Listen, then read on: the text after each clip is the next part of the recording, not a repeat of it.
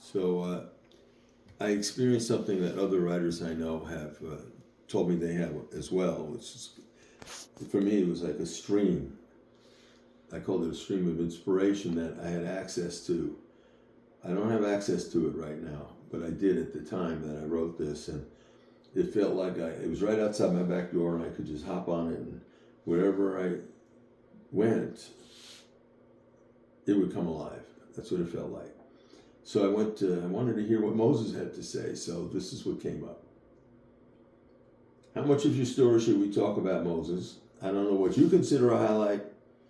Your entire story is filled with highlights. And the great prophet said, thank you for asking. The story of my life is God's story. I'm his servant. Try to keep that in mind. Don't you see where the celebration of Moses gets you? Everything I said to Pharaoh was simply what God, the God of your fathers, told me to say. You understand it's never been about me. I was obedient. I was greatly tempted.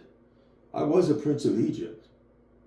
There were problems between me and my brother, but I was still a prince. But my heart has always felt for my birth people. I don't understand exactly how that happened.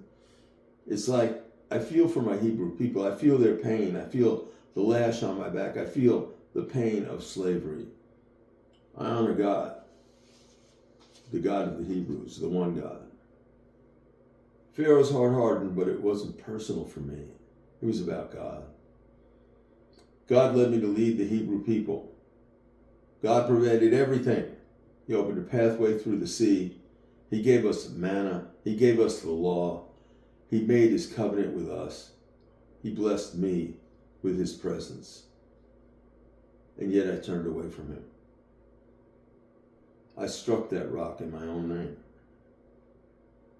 You want to ask me something worthwhile? Ask me how I could do that. Don't ask me how I feel about not getting to the promised land. Ask me how I could strike that rock in my name. You want to know how I feel about everything? I feel ashamed. I dishonored the Lord, and I knew better. All the warnings in his name, all the miracles by his hand, and yet I let him down. I let myself down. Go and speak of these things. None of us is truly worthy. The Lord has his plans. Be not inspired by me or any man.